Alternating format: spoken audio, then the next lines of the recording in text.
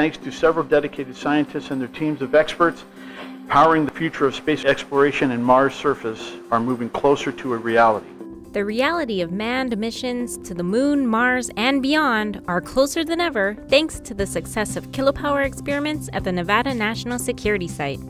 The Kilopower reactor using Stirling technology, or CRUSTY, is a small nuclear reactor with a big job.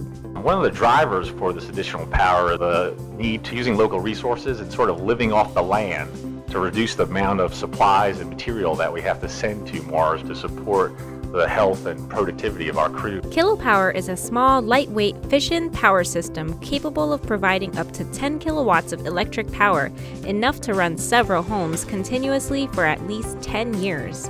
Electricity from the pioneering power system can power astronauts' habitat, create oxygen, purify water, and make liquid oxygen and propellant for returning to Earth.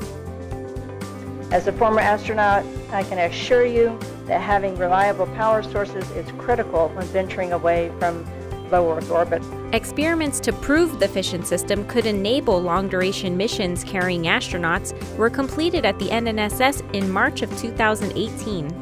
For the project, experts from NASA's headquarters and Glenn Research Center partnered with the National Nuclear Security Administration and its Los Alamos National Laboratory, NNSS, and Y-12 National Security Complex. This partnership between NASA and NNSA, it's win-win because NASA is getting this game-changing prototype experiment and NNSA is getting a benchmark quality experiment that will be a vital part of obtaining nuclear data supporting our nuclear criticality safety program. The Kilopower system was built on lessons learned from previous experimental programs. We took a lot of lessons from those previous programs and applied them here to simplify, to streamline, and to make the project more achievable. And that's the path that we're on right now. We started to look at reactor systems that were smaller. We desired simplicity above all. We chose test places such as the NNSS, where we had available infrastructure that we didn't have to go build new facilities.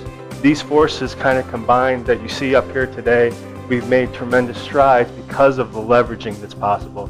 But it would have tremendous impact in terms of enabling missions that really aren't achievable with some of the other available technologies. The successful completion of the Kilopower experiments at the NNSS paved the way for the next step, a potential Kilopower demonstration mission in the mid-2020s.